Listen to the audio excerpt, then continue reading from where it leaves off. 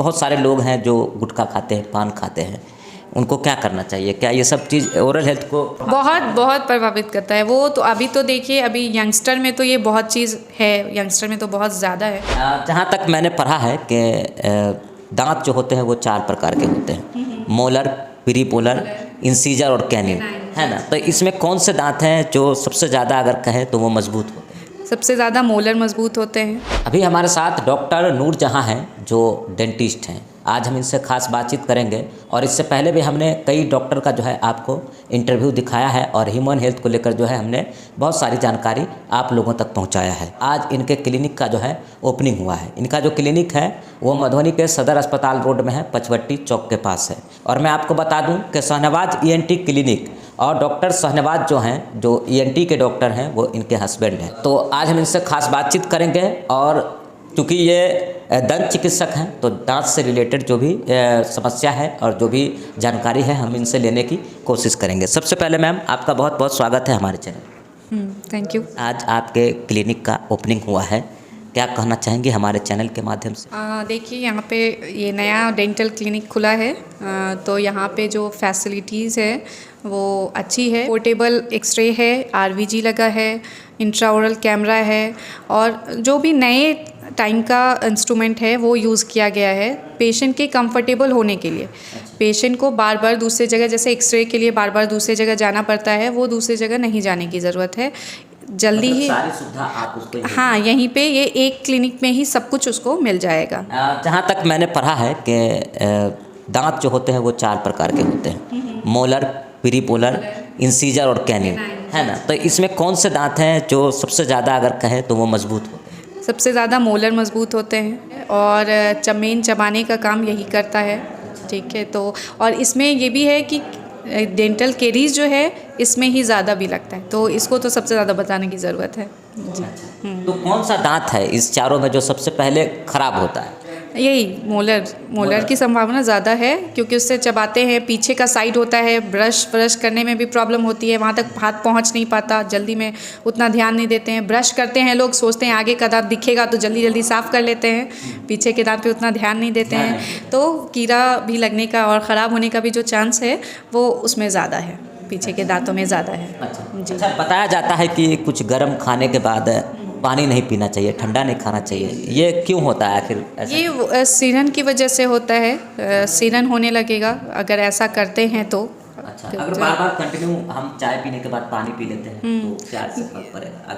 हाँ, तो वो सेंसिटिविटी की प्रॉब्लम आ जाएगी। वैसे भी तो ये देखिए, गर्म के बाद तुरंत ठंडा, ये तो आप आम लोग भी समझ सकते हैं कि नहीं लेना चाहिए, तो ये प्रॉब्लम हो जाएगा, आपको सेंसिटिविटी की प्रॉब्लम हो जाती है। दांत पर इसका इफेक्ट पड़ता है या शरीर के और भी? आप देखिए, चाय के साथ तो आप पानी लीजिएगा, गर्म और ठंडा दोनों एक साथ, तो वो तो मतलब दूसरे ऑर्गन को भी परेशानी हो जाएगी। तो मैम हम ये जानना चाहेंगे कि लोग अपने दांतों की सुरक्षा कैसे करें, कैसे इसको बचा कर रखें, कैसे देखभाल करें? अच्छा, देखिए, दांतों की जो बात आती है ना, ये सिर्फ दांत की बात नहीं है, ये पूरे ओरल हेल्थ की बात है, मुंह की बात है। ठीक है, मुंह में तो बहुत सारी चीज़ आते हैं। अगर आपका मुंह जो है साफ़ नहीं रहेगा तो इससे बहुत सारा प्रॉब्लम हो जाता है, ओरल प्रॉब्लम हो सकता है।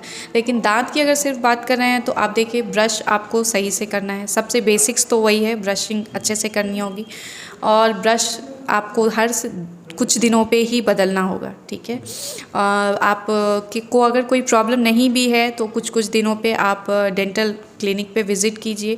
आपको स्केलिंग लेना चाहिए, उससे मुंह का बदबू ये सब प्रॉब्लम नहीं होती है। तो ये सब चीज़ आप एक नॉर्मल इसके लिए कर सकते हैं।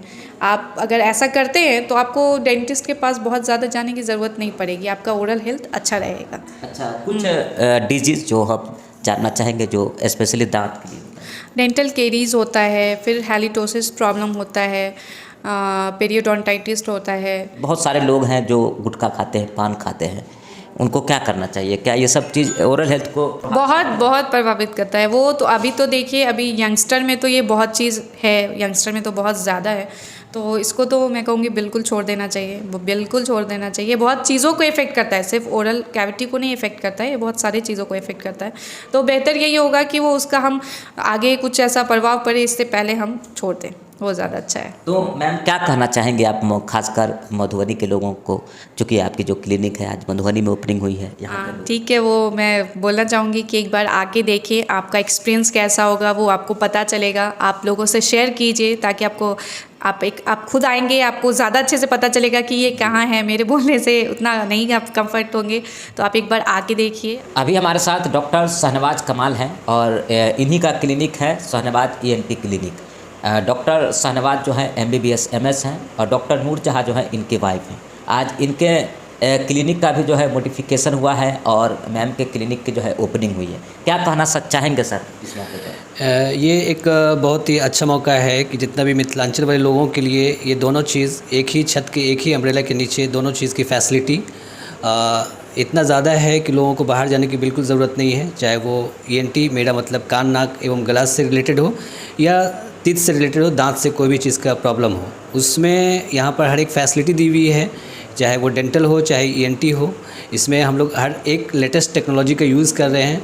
चाहे वो एंडोस्कोप हो, मेरे सेगमेंट से माइक्रोस्कोप हो, यहाँ पर हर एक सर्जरी, लगभग हर एक सर्जरी विदाउट स्टिच या बहुत स्मॉल स्टिच से ही काम होता है। अब चाहे ओरल कैविटी का कोई भी ऑपरेशन हो या नोज़ का ऑपरेशन हो, वो बिना चीरा लगाए हुए एंडोस्कोप से हो जाता है। अच्छा सर, आप तो चूँकि 4-5 सालों से यहाँ पर है तो आपको तो सब जानते हैं, फिर भी मधुबनी खासकर इस शहर के लोगों को क्या कहना चाहेंगे? मधुबनी शहर के लोगों को ये कहना चाहेंगे कि कान नाक गला जो है ये इतना इम्पोर्टेंट चीज़ है कि हमारे बॉडी का बैलेंस जो है ये कान पे मेनली बहुत ज़्यादा डिपेंड करता है। कि अगर हमारे कान में कोई भी छोटी से छोटी प्रॉब्लम हो, चूँकि 80% लोगों को कान में ही प्रॉब्लम होता है, 20% में नाक एवं गला में रहता है, तो इसमें कोई भी छोटी से छोटी चीज़ को हम लोग इग्नोर ना करें। जैसे कि खासकर बच्चे लोगों में क्या होता है ना कि कान जो बहता है उसको हम लोग देहाती भाषा में कहते हैं कि कान फूट गया, बट कान फूटता नहीं है, ये एक बीमारी होती है जो आगे चलकर वो किसी भी तरह का रूप ले सकता है, जिससे हम लोग को सतर्क रहने की आवश्यकता है। मेरी वाइफ हैं डॉक्टर नूरजहाँ, तो वो उनका आज क्लिनिक का ओपनिंग हुआ है, तो उनका भी क्लिनिक का ओपनिंग में हम लोग यहाँ के शहर के लोगों के लिए काफ़ी ध्यान रखे हैं कि जितना भी लेटेस्ट टेक्नोलॉजी है उनका हम लोग यूज़ कर रहे हैं ताकि पेशेंट के लिए भी आसानी हो और डॉक्टर के ट्रीटमेंट में भी आसानी हो। चाहे वो एक्सरे हो चाहे उनका वीडियो हो, वो पेशेंट को भी देख सकते हैं उस पर कि हमको क्या प्रॉब्लम है, नहीं प्रॉब्लम है। एक्सरे भी उनको कहीं जाने की ज़रूरत नहीं है और ये एक्सरे सारी फैसिलिटीज़ है। एक्सरे में इनमें रेडिएशन बिल्कुल नहीं है, वो नहीं के बराबर है, नेग्लिजिबल है। तो पेशेंट चाहे वो कोई भी किसी भी तरह का हो, इम्यूनो कम्प्रोमाइज़ हो, लेडी हो, उनको एक्सरे भी कराने में आपकी क्या फ़ी है और मैम की क्या फ़ी रहेगी? मेरी फ़ी तो 400 है और मैम की फ़ी अभी 200 है। तो हम लोग यहाँ के शहर के हिसाब से उसको रखे हैं और मिनिमम जो खर्चा है यहाँ पर हम लोग उसका शहर के लोगों को पूरा ध्यान में रखते हुए, अपने एरिया का ध्यान में रखते हुए हम लोग उसको मिनिमम से मिनिमम रखने की कोशिश करते हैं। बहुत बहुत शुक्रिया। अभी हमारे साथ बात कर रहे थे डॉक्टर मोहम्मद शहनवाज कमाल, जिनका क्लिनिक है शहनवाज ENT क्लिनिक। आपको पता होगा कि ये मधुबनी सदर अस्पताल रोड में है, पंचवटी चौक के पास है।